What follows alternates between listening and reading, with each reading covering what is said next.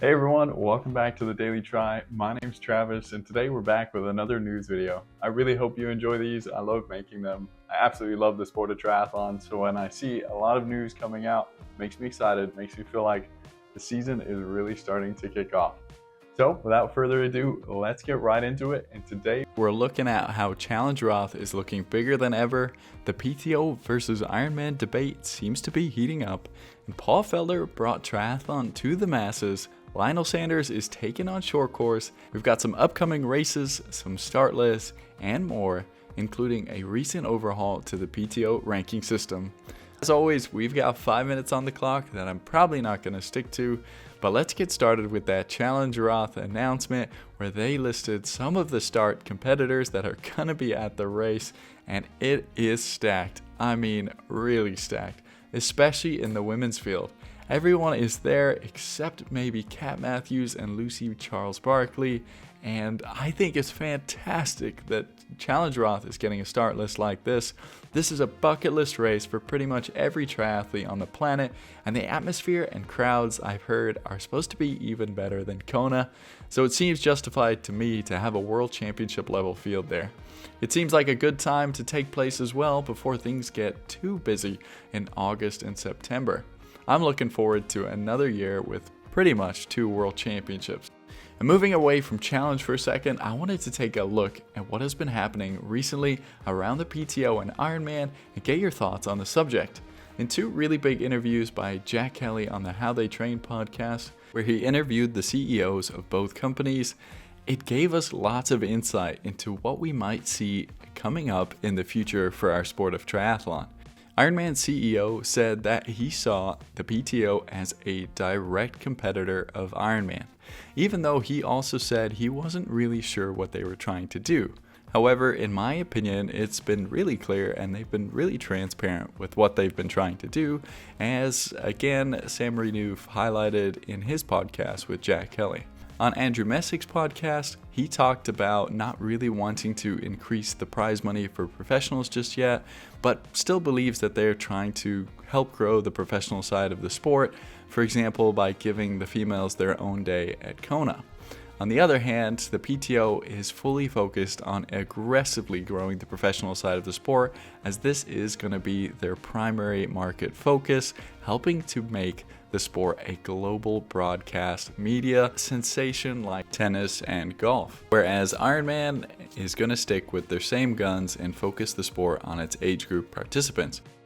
But as we also found out in that podcast, that the PTO is definitely still going to focus on age group racing in the future, believing that the participation is one of the key benefits that triathlon has over other sports, but that the economics of the sport shouldn't rest on the shoulders of the age group athletes.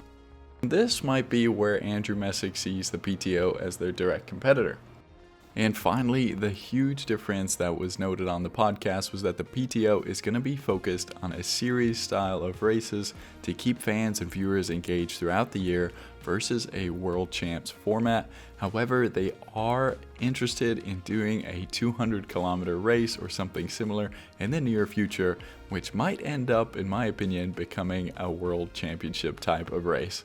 But I bring all this up because I wanted to get your take on this, especially with this new ranking system out that seems to be in favor, in my opinion, again, of events like the PTO events. Is there going to be a big shift in the industry in the next 5 to 10 years as the pros start to go more and more towards the PTO events? Is it going to be enough to take the age group racers with them? Will it take away a lot of the money that's with that community and bring it to the PTO? Especially with all the broadcast investments that they've made and all the deals and partnerships that they have. I am really curious, do you think 5 to 10 years we might be seeing something really different? Or do you think it even is a versus situation, kind of like I'm setting it up to be? Or that Andrew Messick himself sees? The PTO has a lot of money behind it and a lot of wise investors, and so far it seems like most of the professional triathletes and the fans are behind them. So drop in the comments, let me know what you think. And after all that, it feels like a good time to segue to that overhaul that we've just had for the rankings, which has been requested by many, and this new one seeks to be more fair and transparent, as it was designed by a committee of 5 professional triathletes and has 4 main tenets. The first tenet is a tiering system for the races. The second is rewarding race positions directly. The third is consideration of the strength of the field at each event. And finally, ensuring exceptional performance is rewarded based on finishing times compared to other athletes in the same race. So first, the base points of the race is set from its tier, either bronze, silver, gold, platinum, or diamond. And this is based on the amount of prize money that the race offers. And then following that, the points are determined based off the percentages of each of the other 3 tenets that you see here. What I found fascinating was how it changed the current standings of the PTO, which included all the races from this point onwards last year.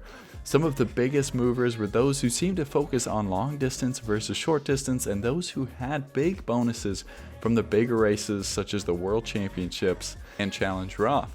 Pro Tri News made a great graphic on their Instagram that showed how much some of these athletes moved and also highlighted how different it might be in 2023.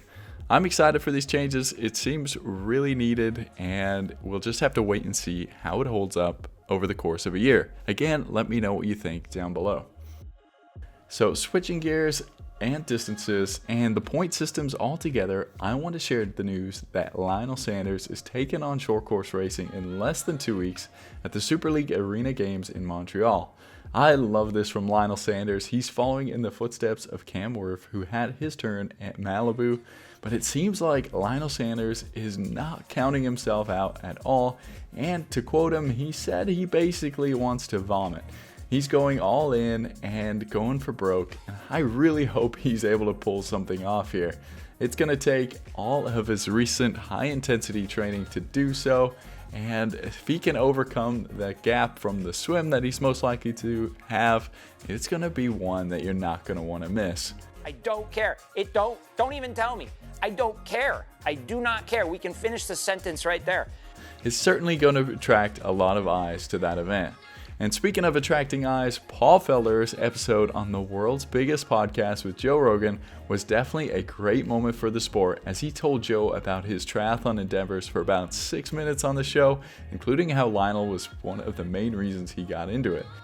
And I stumbled upon this guy, Lionel Sanders, who I kind of found on YouTube, just looking up run workouts. Because I was getting bored during the pandemic. I was going outside, I was going for these runs, and they were getting boring. You just run I was like, how do guys do this? It was awesome publicity, and I hope we keep getting more Paul Felders to represent the sport.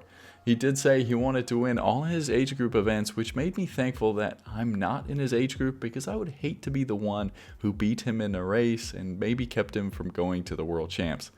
It's Paul Felder, after all. Now on to some recent big news that Sam Long has announced his new coach, and that the Carb is King athlete is going with the low-carb famous coach, Dr. Dan Plews, who you might recognize for his coaching successes lately, including Chelsea Sodaro. In his latest video, Sam explains the reasons for the change and why he thinks Dan is the perfect fit. He's been with him for 3 weeks now and is already stating that he wants to be in the race to win it in every one that he enters this year, starting with Clash Miami. So far, we don't have too many names confirmed for this race, but we have been teased with an image from Clash that shows silhouettes of some great competitors, and I bet it's going to be a great lineup once they reveal it fully.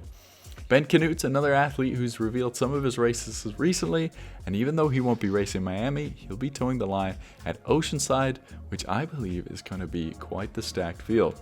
Another athlete who I can't wait to see a race and just announced his first race, it's Alistair Brownlee, and he's going to Ironman South Africa to secure his knee spot, and he's got some big names to take on there, including Cameron Worth and Leon Chevalier.